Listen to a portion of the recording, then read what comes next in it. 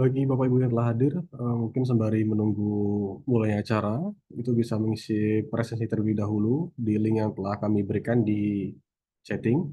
Terima kasih.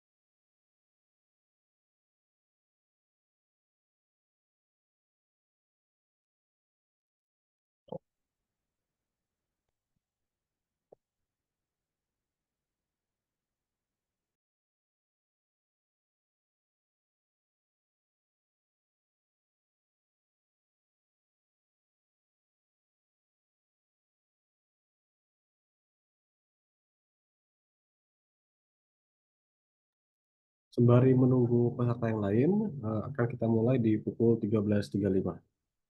Bagi Bapak Ibu yang telah hadir, monggo bisa mengisi presensi terlebih dahulu di kolom chat.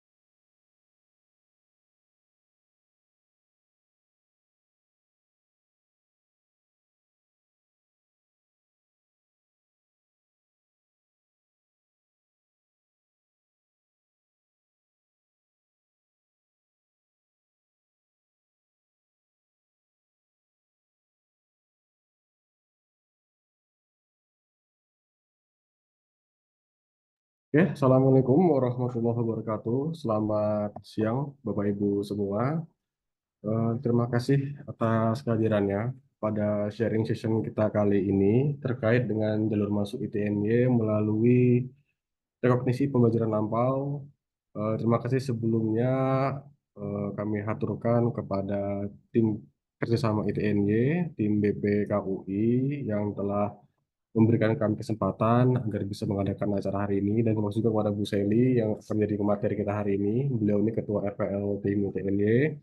Sebelum kita mulai acara, perkenalkan diri, saya Bagus Gilang pertama. Saya merupakan salah satu panitia dari tim RPL, sekaligus juga ke Prodi Teknik Elektro TNY. Mungkin agar kita nggak terlalu lama, sebelum kita mau mulai acara, mari kita berdoa dulu menurut agama dan keyakinan masing-masing. Berdoa dimulai. Oke, sudah selesai. Mohon maaf sebelumnya Bapak Ibu semua, di kolom chat sudah saya berikan link ya, link untuk Bapak Ibu isi. Monggo bisa Bapak Ibu isi dulu untuk presensinya. Ini sebagai pendataan awal kami. Jika nanti Bapak Ibu tertarik, maka Bapak Ibu bisa langsung menghubungi dari kami ataupun kami nanti menyampaikan secara langsung. Kemudian untuk sesi kali ini akan kami bagi dalam dua sesi. Yang pertama adalah pemaparan materi terkait dengan RPL di TNY, dan sesi kedua adalah diskusi tanya jawab.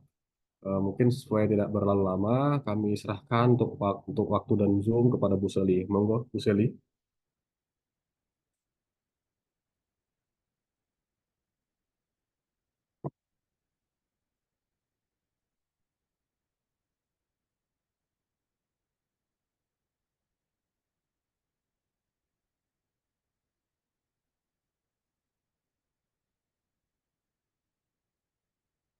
Oke, mohon maaf sebelum Bapak Ibu semua. Ini ada gangguan sedikit dari Bu Seli. Ini sedang reconnect.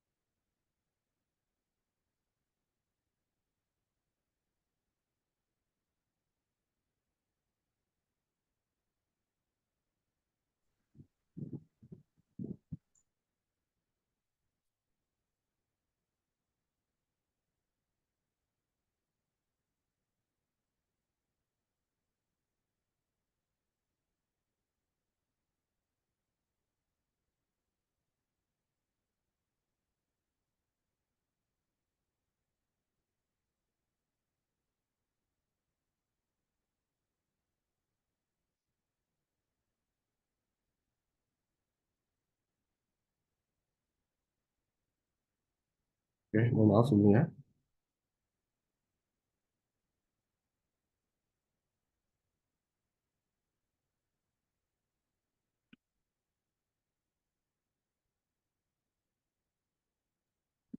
Ya, sudah terdengar suara saya Pak Gilang. Mohon maaf, tadi saya terlempar. Dah, Bu Seli. Monggo, silakan. Baik, terima kasih Pak Gilang dan bagian eh, kerjasama dari ITNY. Perkenalkan, saya adalah Seli Novitasari selaku tim RPL dari ITNY. Izinkan saya share terlebih dahulu eh, untuk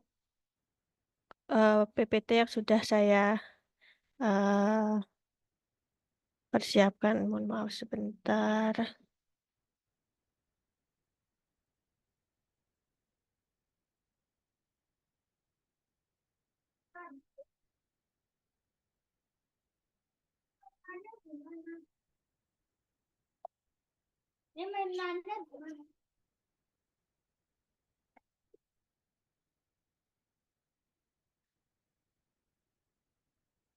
Bentar ya Pak Gilang, saya belum bisa share screen.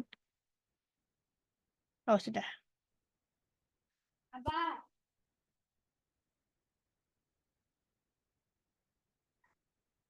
Baik, apakah screen saya sudah terlihat Pak Gilang? Sudah, monggo. Baik, terima kasih.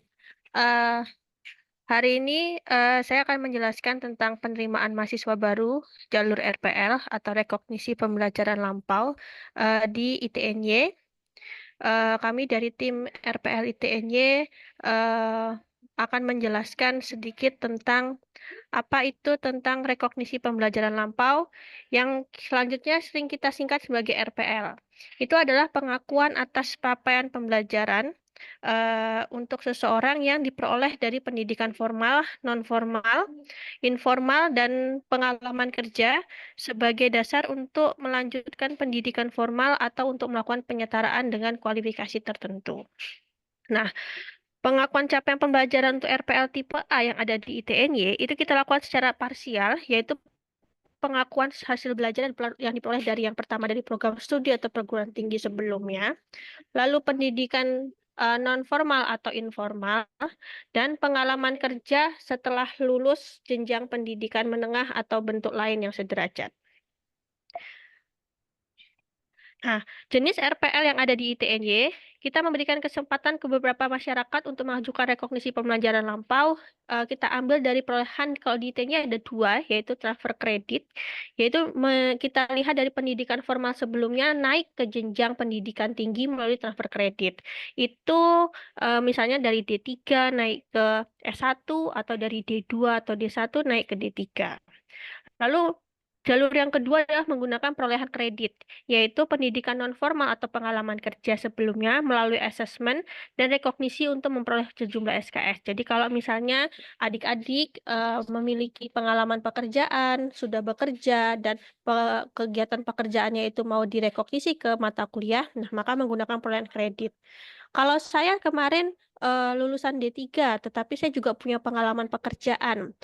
Saya harusnya masuk ke mana? Nah, adik-adik berarti masuk ke perolehan kredit. Karena di perolehan kredit itu selain pengalaman pekerjaan, bisa juga gabungan dari transfer kredit dan perolehan kredit, yaitu menggabungkan yang sebelumnya perkuliahan yang sudah diambil di perguruan tinggi sebelumnya, digabungkan dengan pekerjaan atau pengalaman yang sudah dimiliki oleh adik-adik di sebelumnya, apa yang sudah dimiliki saat ini itu.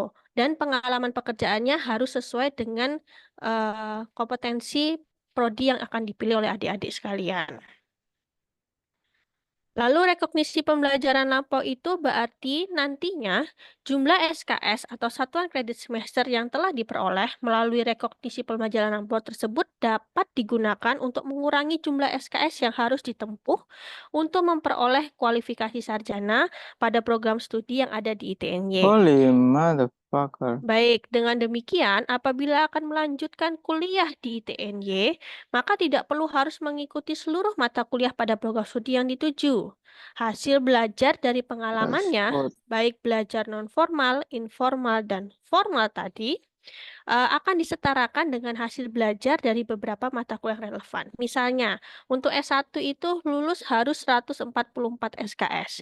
Jadi kalau adik-adik masuk melalui jalur reguler, maka adik-adik akan mulai dari 0 SKS ya untuk mengikuti perkuliahan. Jadi dimulai dari semester 1 0 SKS. Tapi kalau RPL yang sudah adik-adik dapatkan dari pengalaman pekerjaan, dari perkuliahan sebelumnya, itu akan kita akui sebagai mata kuliah sehingga adik-adik masuk ke ITNY itu tidak 0 SKS, tetapi sudah diterima beberapa SKS tergantung dari dari konversi yang sudah dilakukan oleh asesor.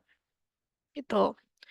Nah, sistem penilaian dari asesor itu kita lihat pertama nilai dari transkrip nilainya. Jadi kalau misalnya adik-adik tadi ngambil transfer SKS atau perolehan SKS yang gabungan tadi, maka kita akan melihat dari transkrip nilainya. Apakah CPMK atau nama mata kuliah tersebut sama dengan yang ada di kurikulum kita. Jadi misalkan matematika 2 sudah pernah diambil oleh adik-adik di pada saat kuliah D3, maka matematika 2 itu mungkin kita akan konversi ke kalau ada di kurikulum di prodi kita, maka akan kita konversi ke kurikulum kita. Maka nanti adik-adik tidak perlu lagi mengambil mata kuliah matematika 2. Atau kita lihat yang kedua, kita lihat portofolio sesuai dengan pengalaman pekerjaannya. Misalkan, kebetulan saya adalah dari prodi teknik sipil. Jadi saya memberikan contoh dari prodi teknik sipil.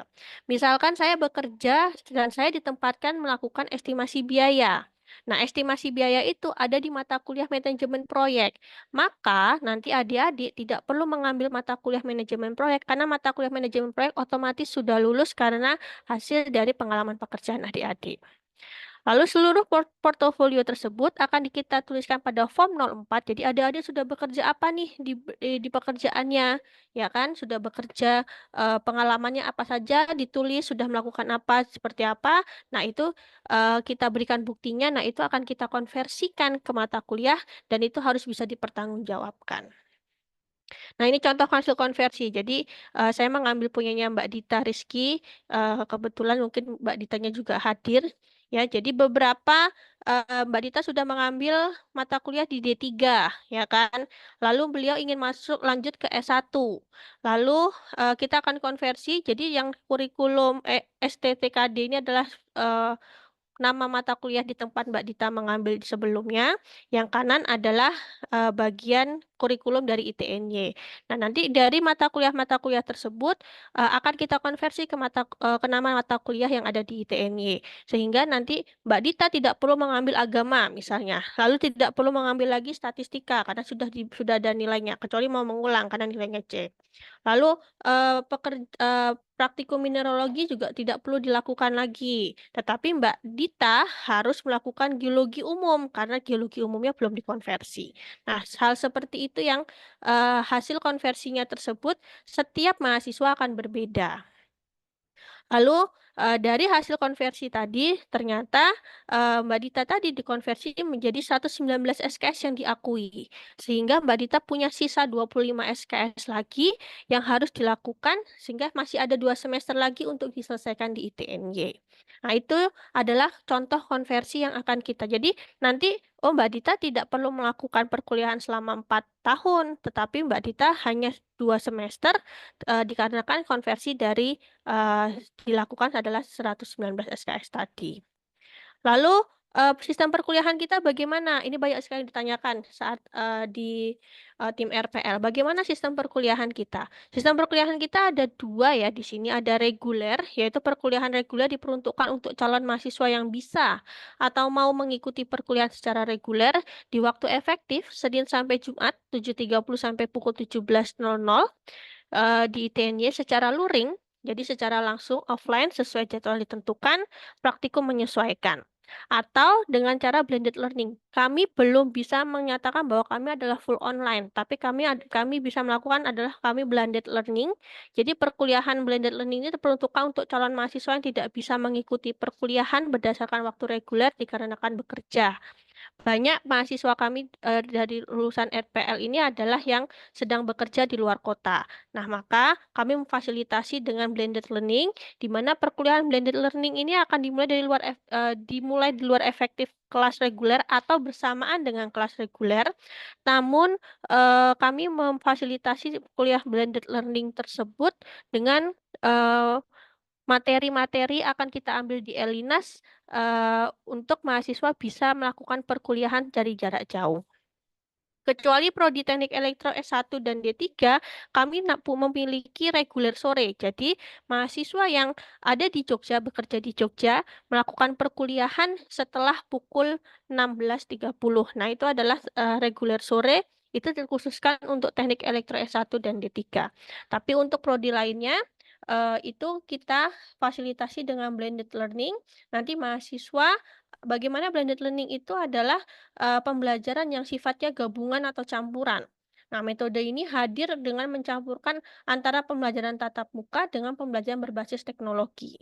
Nah, mahasiswa ITN juga bisa mengakses dan mengikuti pembelajaran tersebut secara online atau offline. Kemudian seluruh kegiatan pembelajaran dapat diakses menggunakan e-learning milik ITN yang bernama Elinas. Mahasiswa dapat mendownload materi, mengumpulkan tugas, berkomunikasi dengan dosen melalui forum, dan kegiatan e-learning lainnya. Nah, perkuliahan dipadu-padankan dengan perkuliahan yang ada di kelas secara luring. Nah, mahasiswa yang mengambil metode blended learning ini harus memiliki komunikasi yang baik dengan prodi dan dosen pengampu atau pembimbingnya nantinya. Karena di sini perlu komunikasi yang baik sehingga tidak ada kesalahpahaman antara prodi, mahasiswa, dan dosen pembimbing atau pengampu nantinya. Nah, syarat pendaftaran RPL siapa saja? Untuk transfer kredit, kita butuh ijazah dan transkrip nilai. Ditambahkan dengan syarat administrasi lainnya yang wajib seperti KTP dan lain-lainnya. Tetapi untuk RPL kita membutuhkan ijazah dan transkrip nilai tersebut. Lalu untuk perolehan kredit, ya, itu kita bisa lihat kita bisa mulai dari lulusan SMA atau SMK atau sederajat atau pernah menempuh pendidikan, memiliki pengalaman kerja pada bidang yang relevan dengan program studi yang dituju paling singkat 2 tahun. Lalu juga yang ketiga, ijazah pendidikan tinggi baik vokasi atau akademisi, kalau ada, jika ada, transkrip nilai pendidikan tinggi, dan bukti-bukti pekerjaan yang telah dilakukan dan relevan dengan program studi yang menjadi tujuan calon mahasiswa. Jadi tidak hanya kita mengakui bahwa saya bisa ini, bisa itu, bisa ini, bisa itu, tetapi kebisaan tersebut harus bisa dibuktikan. Nah, prodi yang dibuka apa saja? Di Fakultas Teknik dan Perencanaan, kita membuka ada di Teknik Elektro S1, ada di Teknik Mesin S1, ada di Teknik Sipil S1, ada di Perencanaan Wilayah dan Kota S1, ada Teknik Geologi S1, dan Teknik Pertambangan S1. Untuk prodi vokasi, teknik vokasi, kita membuka di Teknik Elektronika D3, tetapi di Teknik Elektronika D3 hanya menyelenggarakan RPL transfer kredit. Ya, jadi hanya alih jenjang D1 atau D2 ke D3. Dan teknik mesin D3, nah teknik mesin D3 ini bisa transfer kredit ataupun perolehan kredit. Lalu ketentuan prodi. Jadi ada beberapa, jadi seluruh prodi memfasilitasi untuk perkuliahan blended learning. Namun, ada beberapa prodi yang tidak bisa dikonversi dan mahasiswa wajib melaksanakan di kampus ITNY, terutama untuk prodi geologi. Ya, ketentuan prodi teknik geologi yaitu prodi teknik geologi mahasiswa prodi teknik geologi tetap wajib melaksanakan ekskursi. Ekskursi itu biasanya dilaksanakan 3 hari.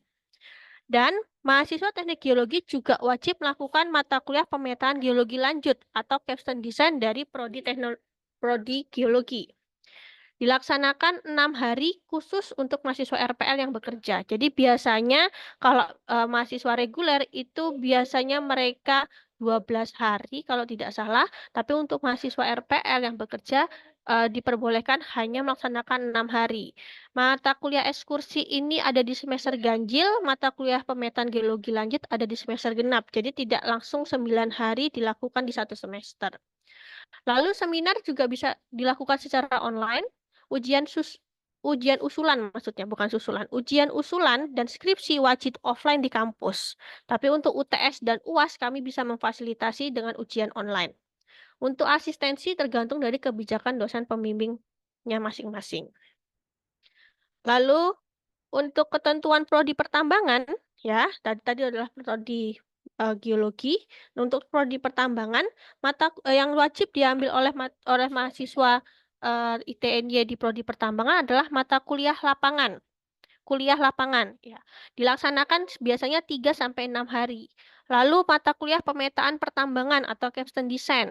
Ini wajib diambil jika sudah bekerja dan cocok, maka kita dapat dikonversi oleh kaprodinya nantinya. Jadi misalnya, oh ternyata mata kuliah pemetaan tersebut, CPMK-nya mahasiswa tersebut sudah bisa, maka nanti pas saat konversi di awal, mata kuliah tersebut bisa dikonversi menggunakan jalur RPL tadi. Lalu seminar bisa dilakukan secara online, ujian usulan dan skripsi juga wajib offline di kampus. Nah, untuk asistensi tergantung kebijakan dosen pembimbing masing-masing. Itu untuk ketentuan prodi pertambangan dan geologi. Tapi untuk yang lainnya, mesin, sipil, elektro, perencanaan wilayah kota, wilayah dan kota, kami memfasilitasi seluruhnya dengan blended learning tadi. Nah, alur pendaftarannya bagaimana? Alur pendaftarannya kita melakukan pendaftaran online, kita bisa melakukan pendaftaran melalui pmb.itny.ac.id.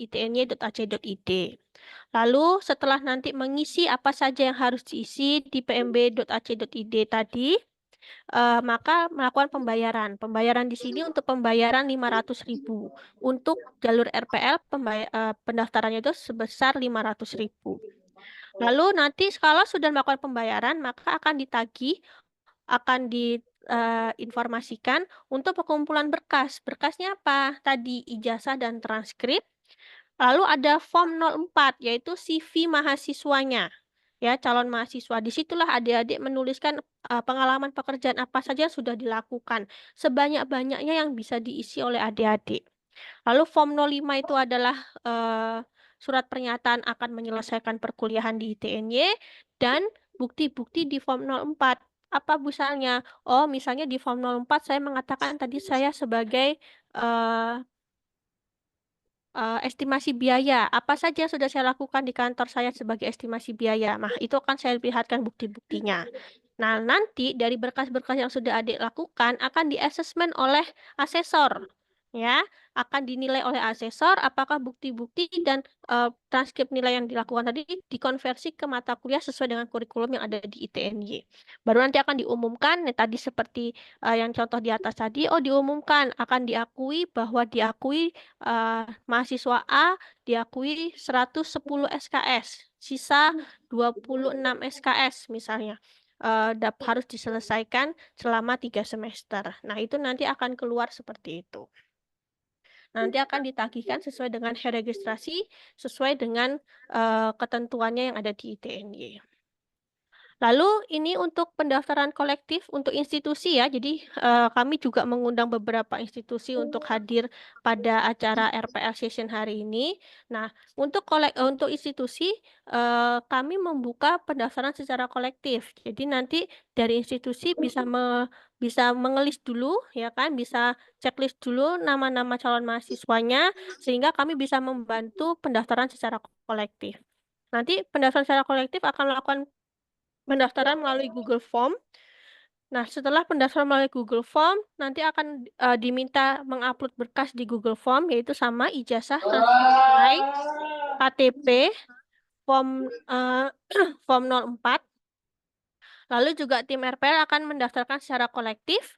Nanti institusi akan diberikan tagihan pendaftaran 500.000 per calon mahasiswa dan dilanjutkan penilaian asesor untuk mendapatkan konversinya. Nah, bukti form 04 itu apa saja yang bisa? Ijazah dan transkrip nilai. Oke, itu sudah ya. Lalu ada daftar riwayat pekerjaan dengan rincian tugas yang dilakukan. Misalnya punya sertifikasi kompetensi, masukkan. Misalnya punya sertifikat pengoperasian atau lisensi yang dimiliki, juga dimasukkan. Misalnya punya dokumentasi pekerjaan yang pernah dilakukan, foto,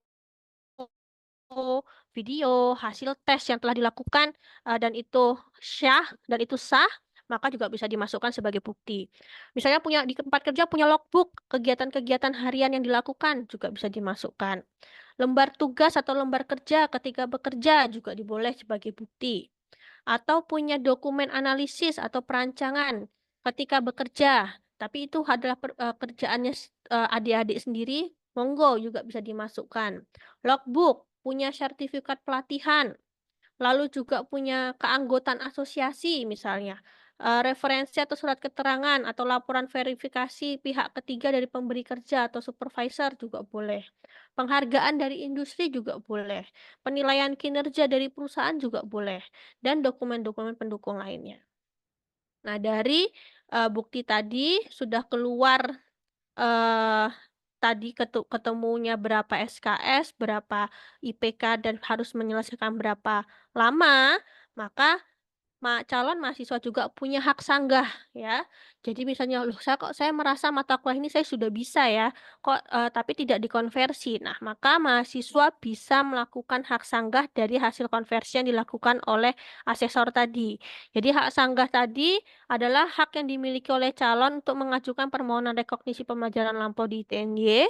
Nah, hak ini memberikan kesempatan kepada calon mahasiswa untuk mengajukan sanggahan dan banding apabila hasil atau keputusan yang dianggap tidak memuaskan terkait hasil penilaian atas pengalaman belajar non-formal atau informal telah diajukan. Lalu hak sanggah merupakan salah satu upaya untuk memastikan proses penilaian RPL berlangsung secara adil dan transparan. Tata caranya seperti apa? Yang pertama, nanti tim RPL akan mengumumkan hasil asesmen pada calon mahasiswa. Tadi ditemukan atau diumumkan hak 119 SKS diakui konversinya, kurang 25 SKS lagi, ya kan? Maka calon mahasiswa tadi yang keberatan atas hasil asesmen dapat mengisi formulir hak sanggah atau banding dengan mengisi alasan sanggahnya. Nanti kita berikan hak sanggah formulirnya. Maka calon mahasiswa yang melakukan sanggah akan dihubungi asesor untuk berdiskusi hasil sanggahannya, dan tim RPL akan mengumumkan hasil sanggah yang telah disetujui asesor dan calon mahasiswa nantinya. Nah, kami juga punya potongan uang sumbangan pengembangan, ya. Jadi untuk RPL itu kita tidak memiliki gelombang 1, gelombang 2, gelombang 3. Kami rata uang sumbangan sama dari gelombang 1, 2, 3 adalah sama seperti di gelombang 1. Ya, jadi kami tidak ada gelombang 1, 2, 3 tidak ada. Lalu kami juga punya sumbangan pengembangan, potongan sumbangan pengembangan. Maksudnya apa?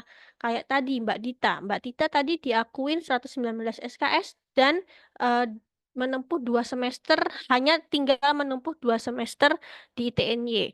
Maka Mbak Dita bisa membayar 50% dari sumbangan gelombang 1. Ya, jadi kalau misalnya diakuin tinggal 2 semester lagi melakukan perkuliahan di ITNY, maka calon mahasiswa tersebut hanya membayar 50% dari sumbangan gelombang 1. Lalu, kalau mahasiswa menempuh 3 semester, hanya membayar 60% dari sumbangan gelombang 1. Berarti potongannya 40%. Lalu jika menempuh 4 semester, maka mahasiswa membayar 70% dari sumbangan gelombang 1. Kalau gelombang 1-nya teknik sipil itu 15 juta, berarti nanti mahasiswa hanya tinggal membayar 70% dari 15 juta. Jadi ada potongan 30%. Lalu jika mahasiswa menempuh 5 semester, maka akan membayar 80% dari sumbangan gelombang 1. Jika mahasiswa ternyata dikatakan hanya diakuin 2 semester dan harus menempuh 6 semester, maka mahasiswa tidak ada potongan apapun. Ya, ini contoh simulasi untuk prodi teknik mesin dan teknik sipil, di mana jika mahasiswa diakui 6 semester, maka tinggal 2 semester lagi, maka mahasiswa hanya membayar 7.500.000. Ya, 7.500.000 ini ada kita akan lihat jalur RPL offline di ITNY atau blended learning, ya kan? Ini berbedanya hanya di SPP tetap dan SPP variabel. Nah, nanti ini ada potongan, jadi nanti mahasiswa hanya membayar 7.500.000. Ini saya hitung dia hanya membayar 2 semester, maka nanti ini adalah uang pembayaran sampai selesai kira-kira seperti ini. Ini adalah simulasi saja, jadi setiap mahasiswa akan berbeda-beda. Lalu untuk yang bagian kanan, jika diakuin 5 semester, maka dia akan membayar 9 juta, ya, dengan cara yang sama, maka mungkin kemungkinan kebutuhan keuangannya hanya tinggal seperti ini, 36.500.000. Ini hanya simulasi kasar. Lalu juga jika diakuin 4 semester, maka dia akan membayar 10.500.000 dari 15 juta. Mungkin akan habis seperti ini sampai selesai. Dan jika diakuin 3 semester, dia akan membayar 12 juta dari 15 juta, mungkin akan habis sekitar ini. Nah, itu yang bisa kami sampaikan. Nanti silakan informasi pendaftaran CPL bisa melalui loket PMB di ITNY atau bisa menghubungi secara online baik WA dan website pmb .itny.ac.id/program RPL/ nanti bisa WA Ini hanya WA only, tidak bisa menerima telepon, bisa mail, email. Kita bisa menerima informasi lewat pmb.itny.ac.id/program RPL dan atau bisa ke kampus langsung di Jalan Babarsari ITNY Yogyakarta. Mungkin itu saja yang bisa saya sampaikan, Pak Gilang.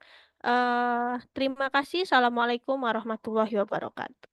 Waalaikumsalam warahmatullahi wabarakatuh. Terima kasih Bu Seli atas penyampaian materi terkait dengan penerimaan jalur mahasiswa melalui RPL. Kami buka sesi pertanyaan. Ini untuk terpin pertama kita buka 2 pertanyaan dulu.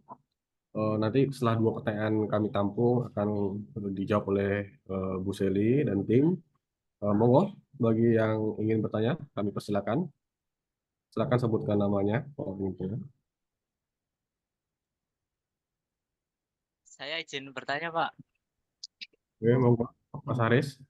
Perkenalkan, nama saya Muhammad Rizal Hamam. Izin bertanya, Bu. Yeah. Jadi saya kan sekarang bekerjanya di Jawa Timur, Bu, di Pasuruan. Nah, itu untuk sistem kerjanya saya shift.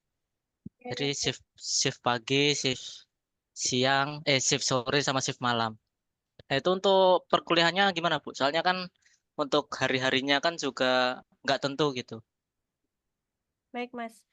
Untuk perkuliahannya itu sebenarnya kami itu lebih fokus ke banyak materi itu akan kami upload di Elina. Jadi nanti Mas Haris itu bisa melihat materi atau perkuliahan setiap mata kuliahnya itu setiap minggunya itu bisa kapan saja. Ya, jadi kalau untuk mahasiswa-mahasiswa RPL itu biasanya yang kami lihat adalah keaktifan di Elinasnya, ya kan. Kecuali nanti dosennya mengatakan nanti ada perkuliahan secara Zoom ya, nah itu harus diikuti. Tapi kalau misalnya tidak ada, maka Mas Haris bisa mengikuti perkuliahan itu dengan menggunakan Elinas, ya kan. Nanti dosen mengupload materi, mengupload tugas, mengupload forum dan lain-lainnya di Elinas. Nah, Mas Haris bisa mengakses itu kapan saja, tidak hanya saat waktu jam kuliahnya, ya kan, tetapi bisa kapan saja, asal kalau saya sampaikan ke mahasiswa RPL saya biasanya adalah asal tanggung jawab semua tugas materi itu dibuka, dibaca dan lain-lainnya, karena semua aktivitas Elinas itu terbaca oleh dosen gitu. Ya, oke, Bu. Terima kasih, Bu. Ya, mungkin ada tambahan Pak Gilang? Oke, ya mungkin nanti kembali untuk beberapa hal yang krusial tinggal dibicarakan dengan prodinya masing-masing ya. Seperti geologi, tambang, mungkin nanti ada beberapa sipil segala macam itu bisa dibicarakan dengan prodinya masing-masing. Bu Seli itu di kolom chat ada pertanyaan. Baik, ada pertanyaan dari Esther. Izin bertanya, Bu, untuk S1 Geologi, apakah tidak ada perkuliahan online atau harus offline? Perkuliahan online kami buka, Mas, untuk Mas atau Mbak Esther ya. Itu kami buka, kami fasilitasi, tapi seperti yang saya sampaikan tadi, untuk prodi geologi itu untuk mata kuliah ekskursi dan mata kuliah mata kuliah ekskursi dan mata kuliah caption design itu wajib dilaksanakan. Gitu. Jadi harus siap-siap untuk yang bekerja ini terutama mungkin 6 tambah 3 9 hari untuk mahasiswa melakukan kegiatan di luar itu untuk melakukan ekskursi dan mata kuliah capstone design tadi. Gitu. Jadi untuk yang lainnya ya kan itu mata kuliah lainnya itu kami fasilitasi dengan online, tetapi untuk mata kuliah ekskursi dan pemetaan geologi atau capstone design ini wajib dilakukan di geologi. Sama nanti ujian, kalau ujian sih saya setuju ya, maksudnya ujian ini bukan susulan ya, usulan. Jadi ujian skripsi ya ini maksudnya. Kalau UTS atau UAS kami masih bisa memfasilitasi secara online, tetapi kalau ujian skripsi atau usulan skripsi itu wajib dilakukan offline di kampus gitu. Itu Mas Esther atau Mbak, mohon maaf. Baik, untuk kuliah online S1 Geologi apakah ada minimal mahasiswa? Tidak ada, tidak ada. Jadi mungkin kemarin pernah saya sampaikan bahwa geologi tidak membuka perkuliahan secara blended learning ya, tetapi kami kemarin sudah membicarakan lagi dengan pimpinan bahwa kuliah S1 geologi itu akan dibuka perkuliahan secara blended learning. Maka kami tidak ada minimal mahasiswa harus yang mengikuti perkuliahan. Tapi lagi kami sampaikan untuk teknik geologi, mata kuliah ekskursi dan pemetaan geologi ini wajib dilakukan di ITNY gitu ya. Jadi wajib melakukan secara offline. Kalau nggak salah ini ke daerah mana gitu kan istilahnya untuk melakukan ekskursi dan pemetaan geologi gitu. Hanya untuk kedua mata kuliah ini. Monggo, untuk yang lain kami berikan kesempatan.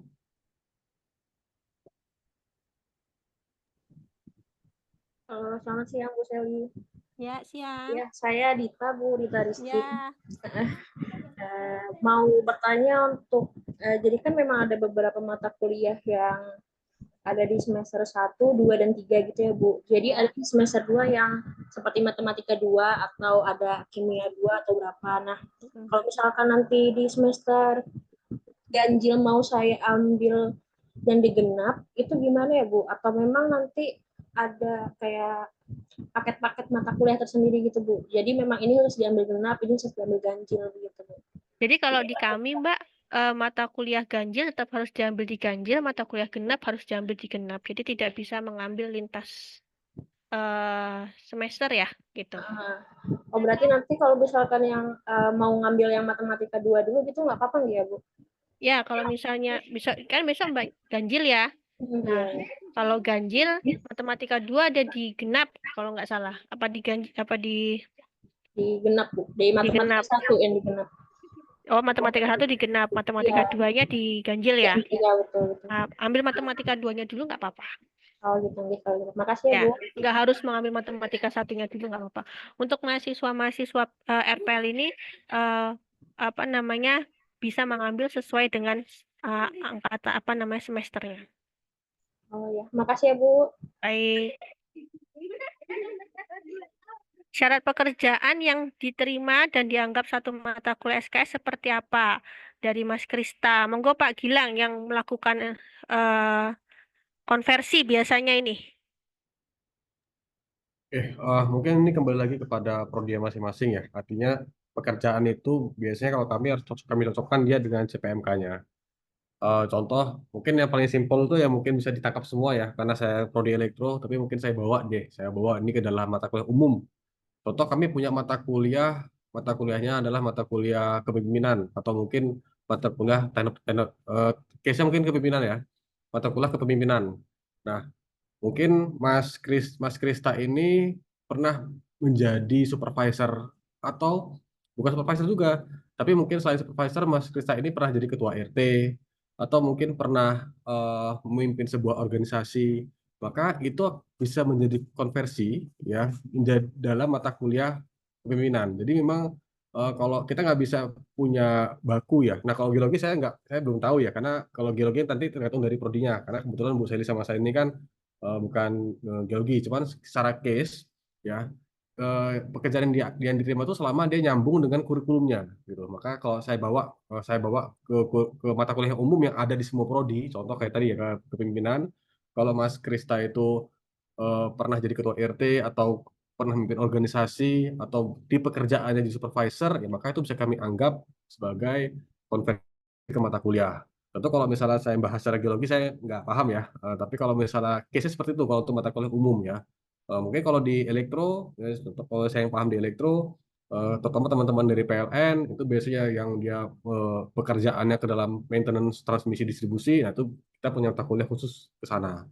Mungkin gitu Mas Krista. Mungkin karena di sini nggak ada dari prodi geologi, saya belum bisa kasih gambaran secara spesifik. Tapi kalau misalnya kasih gambaran secara umum yang mata kuliah ada di setiap prodi, seperti kepemimpinan itu seperti itu. Jadi mata kuliah apa aja, selama itu pekerjaan apa aja, selama itu bisa dinyambung dengan kurikulum atau mungkin pekerjaan yang umum, ya karena kan kami dalam mata kuliah itu nggak mungkin semuanya prodian, ya. Artinya ada sekitar 20-30 SKS itu yang dia fokusnya mata kuliah umum seperti kewarganegaraan, teknopreneur, pemimpinan, KKN, kerja praktek. Itu kan sebenarnya mata kuliah yang hampir ada di semua prodi. Nah, itu biasanya cara konversi kami seperti itu. Kayak gitu, Mas Krista. Baik, mungkin saya menambahkan, jadi untuk perolehan SKS atau pengalaman pekerjaan ini jangan lupa juga yang penting adalah semua harus ada buktinya ya Mas Krista ya. Jadi tidak hanya mengakui bahwa saya pernah menjadi kepala organisasi misalnya, tapi kepala organisasi nanti dibuktikan dengan apa gitu. Jadi semuanya harus ada buktinya. Dari apa yang Mas Krista tuliskan nanti di form 04, nanti Mas Krista harus bisa membuktikan bagaimana yang Mas Krista tulis itu dari segi administrasinya itu pembuktiannya bagaimana. Mungkin itu sih Pak Krista tambahan dari saya. Monggo kami buka peluang yang lain. Jika ada yang ingin tanyakan.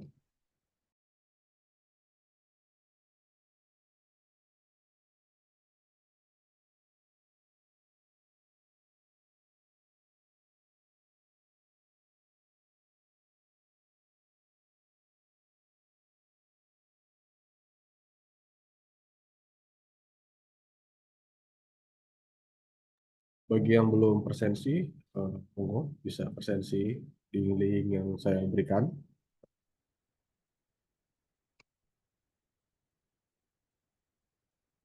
Sejauh ini baru 11 orang yang presensi.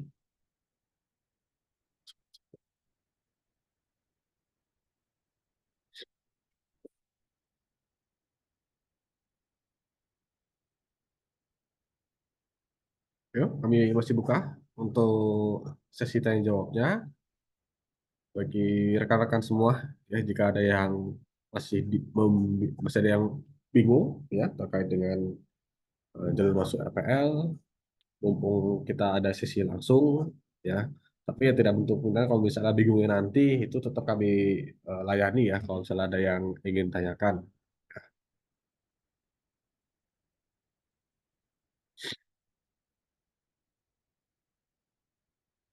Oke, Bu Seli, masih mute? Ada pertanyaan dari Mbak Nila Umam. Untuk dilakukan list mahasiswa dari institusi sebelumnya, apakah harus dilakukan oleh masing-masing institusi atau bisa dilakukan oleh salah satu mahasiswa? Kalau mau yang by institusi, dari institusi ya Pak Gilang ya? Kolektif institusi. Ya, kalau kolektif itu institusi, jadi ada Ya, institusi yang datang. dari institusi. Kalau individu ya berarti ya individu Berarti masing-masing harus yang mendaftarkan PMB. Apa namanya? Manual perorangan sendiri seperti itu. Ada tambahan dari Mbak Anggi. Tadi kan untuk prodi teknik geologi menaik kegiatan ekskursi wajib secara offline. Tapi karena posisi saya ada kerja di Kalimantan, jika pada saat kegiatan ekskursi ternyata saya tidak bisa datang ke kampus itu bagaimana ya? Ya berarti makanya kami menyampaikan itu di awal agar mahasiswa bisa menyiapkan izin ke perusahaannya itu di angka 9 hari ini untuk geologi gitu. Jadi kami sudah menyampaikan itu di awal, maka mahasiswa bisa mengatur itu ya, yang bekerja itu harap diatur kira-kira bagaimana untuk 9 hari ini bisa dilakukan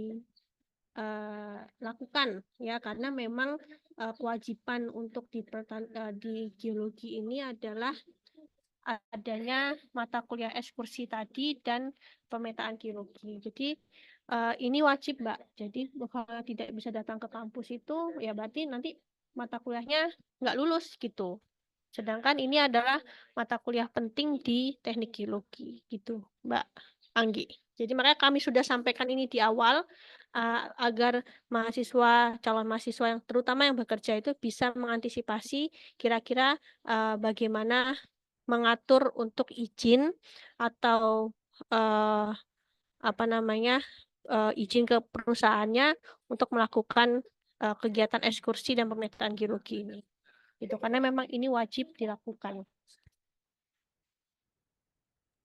Dan juga kan ini kegiatannya pasti akan ada timeline jadwal ya dari prodi. Ya mungkin nanti teman-teman dari RPL yang memang mengambil geologi ataupun tambang, tentunya nanti akan bisa diskusikan dengan kaprodinya, ya seperti itu. Jadi biar tentu kami dari tim RPL itu udah menyiapkan dari awal, tentunya nanti agar bersiap-siap juga teman-teman dari mahasiswa, agar nanti sudah masuk kuliah, Nah, nanti kan dari Prodi Geologi Tambang akan mengadakan sosialisasi timeline-nya segala macam. Jadi itu bisa disiapkan dari awal seperti itu. Baik, ada pertanyaan dari Zahra Bekti Utami. Di syarat pengalaman RPL ada poin memiliki pengalaman kerja pada bidang yang relevan pada paling singkat 2 tahun. Kalau belum ada 2 tahun bagaimana ya, Bu? Nah, gimana Pak Gila? Sebenarnya 2 tahun itu kan sekedar ini ya, sekedar apa acuan. Tapi kalau misalnya memang nanti dari sisi, biasanya kalau kami dari Prodi kan tentu nanti ada tanya jawab ya. Kira-kira benar nggak ini? Meskipun dia setahun sebenarnya nggak ada masalah. Tapi kan nanti tinggal dilihat kemampuan bersangkutan terhadap klaimnya kayak gitu. Kira-kira mumpuni nggak? Gitu. Kalau misalnya memang mumpuni ya berarti oke nggak ada masalah seperti itu. Yang penting ada pengalaman pekerjaan lah seperti itu. Yang memang secara kalau bisa ya secara keprodian dia nyambung gitu. Kalaupun nggak nyambung sebenarnya bisa juga, tapi nanti konversinya tidak terlalu banyak. Kayak gitu. Ya, dan Contoh mungkin kayak ya itu tadi menjadi konversinya tidak terlalu banyak tadi. Betul. karena di elektro tuh ada yang dia tuh kerjaannya teknik sipil tapi malah masuk elektro. Cuma nggak ada masalah karena anaknya yang pengen gitu. Cuman ya itu disesuaikan seperti itu. Ya. Nanti akan menjadi pilihan mahasiswa. Jadi nanti kita akan memberikan hasil konversiannya. Kalau mahasiswa merasa, loh kok saya cuma dikonversi 10 SKS ya, gitu kan.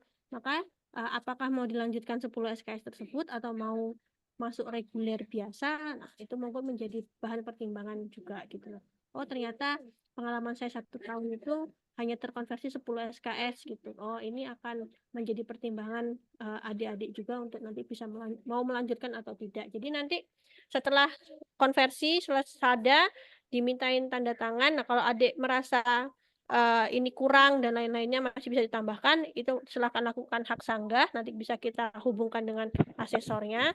Tapi kalau misalnya di ujung akhir sudah keluar hasil keputusannya ke konversinya berapa dan merasa bahwa oh ini tidak worth it untuk saya melanjutkan, maka kami juga tidak memaksa untuk harus membayar registrasi. Jika memang tidak mau melanjutkan, kami juga cukup menghargai keputusan adik-adik. Tapi kami juga sudah menyampaikan bahwa konversi itu setiap mahasiswa akan berbeda-beda. Gitu.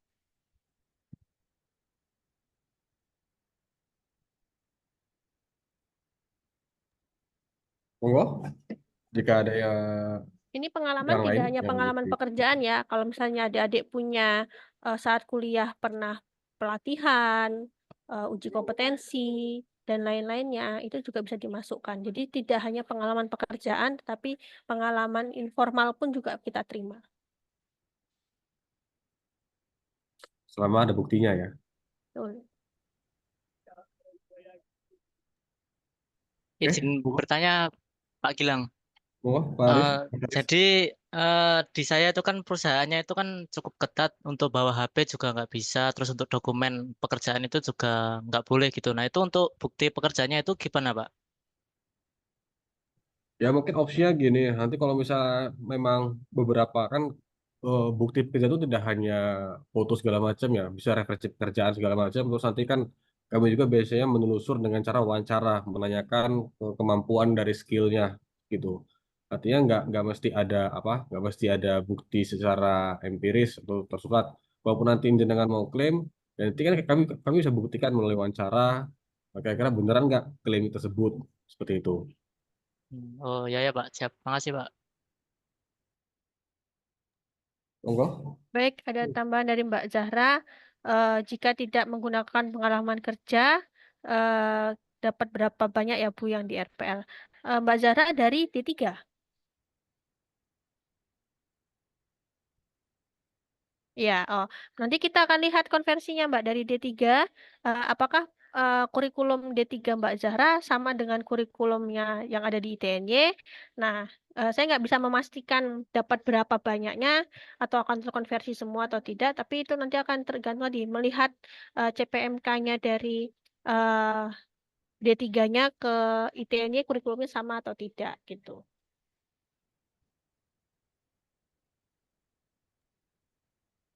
Oke, ada yang lain? Jadi kalau Mbak Zahra dari D3 nggak pakai pengalaman kerja nggak apa-apa Mbak Zahra bisa kok.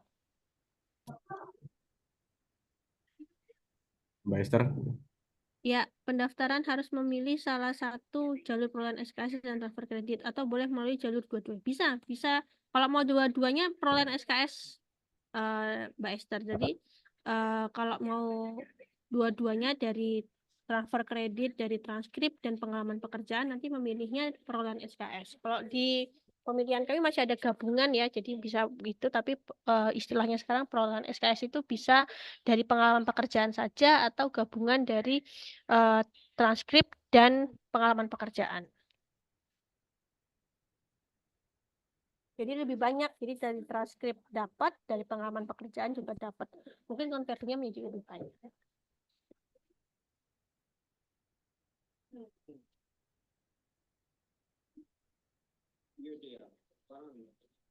Oke, masih ada yang lain? Bagi yang belum presensi, monggo. Kami harapkan bisa presensi.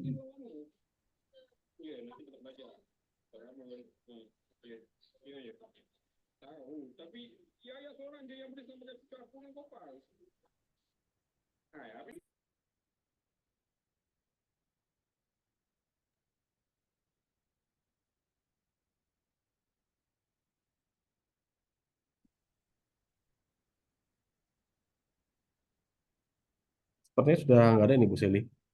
Atau mungkin Bu Seli ada tambahan sedikit? Mungkin dari saya tambahan dari saya hanya jika ada yang mau ditanyakan lagi, feel free untuk menghubungi kami tim RPL. Kami eh, bisa juga mau ketemuan langsung juga boleh nanti by janjian ya kan. Atau via WA juga silahkan ya. Untuk pendaftaran terakhirnya itu di tanggal 2 September. Nah, tapi kami ingatkan kembali bahwa untuk RPL ini kan sebenarnya biasanya lama di eh, Konversi. lama dikonversi. Jadi harapan kami adalah tidak terlalu mepet dengan batas akhir karena konversi itu biasanya bisa seminggu sampai 2 minggu melakukan konversi. Itu. Pembayaran buat yang geologi bagaimana? Skema pembayaran itu eh bisa memilih. Bentar, skema pembayaran itu jadi mana ya? Mbak Nilo tadi untuk pendaftaran di 2 September terakhir. Skema pembayaran itu ada 3 ya untuk skema pembayaran.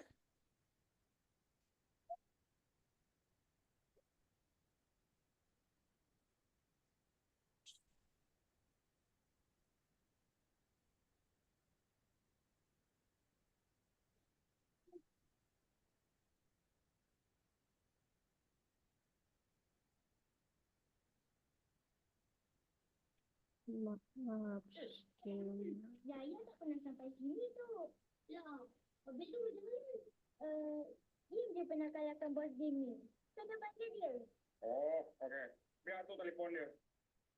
Mana ya?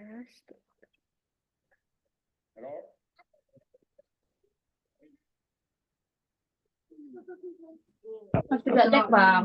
Baik. Skema pembayaran itu bisa kita lihat ada 3 yaitu yang pertama pembayaran sumbangan lunas ya langsung lunas, lalu yang kedua pembayaran sumbangan diangsur 2 kali dalam 2 semester, atau yang ketiga pembayaran sumbangan diangsur 10 kali dalam 5 semester. Gitu. Nanti bisa disampaikan saja saat sudah keluar nilai registrasi kepada yang menghubungi via WA nantinya ya nanti bisa disampaikan bahwa saya mau yang langsung lunas 2 kali dalam 2 semester atau 10 kali dalam 5 semester gitu. Untuk pendaftaran terakhir 2 September.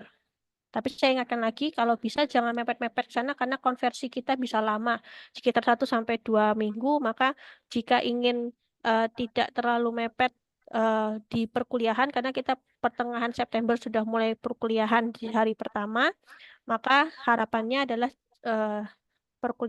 pendaftarannya tidak terlalu mepet di 2 September.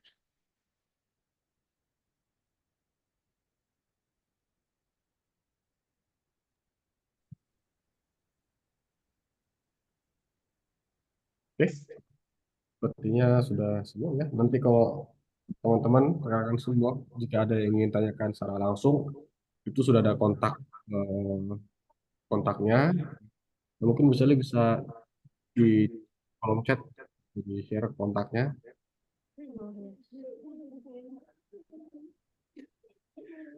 Oh, di itu, Pak. Itu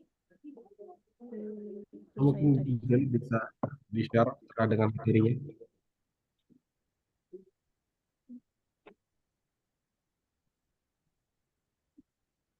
Nanti mungkin karena ini sudah daftar di ini ya, di mana?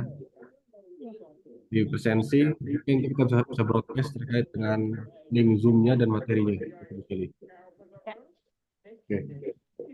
nanti akan kami broadcast ke email materinya ya, Pak ya. Materi dan juga link rekaman. Oke, mungkin kita sudahi dulu ya, Bu Seli. Ya, Terima kasih silakan semua yang telah hadir dalam sharing session kali ini. Kami tunggu kabar baiknya. Ya, ada yang bingung terkait dengan proses pendaftaran, akan kami bantu. Insya Allah nanti dari orang terakhir yang kami follow up. Ya, terus nanti jika memang ada yang ingin tanyakan secara langsung, bertemu secara langsung dengan prodi masing-masing, ya, ini biasa seperti itu ya. Temannya ada yang bingung, terus ini mau ngobrol, itu bisa aja. Yang penting janjian dulu aja. Ya, janjian dengan Bu Seli, nanti Bu Seli biasanya akan mengantarkan ke prodi yang dituju, gitu. Biar nanti bisa ngobrol lebih lebih luas ya. Kayak gitu. Terima kasih semuanya.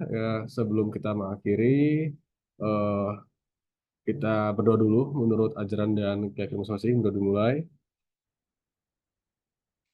Oke, berdua saya terima kasih Bu Seli, terima kasih tim kerjasama ETNY, terima kasih teman-teman semua. Semoga bisa bergabung dengan kami secepatnya. Sekian, wassalamualaikum warahmatullahi wabarakatuh. Selamat sore. Waalaikumsalam warahmatullahi wabarakatuh. Terima kasih Pak Gilang, terima kasih semuanya. Terima kasih banyak Pak Bu atas Terima kasih banyak Pak Bu.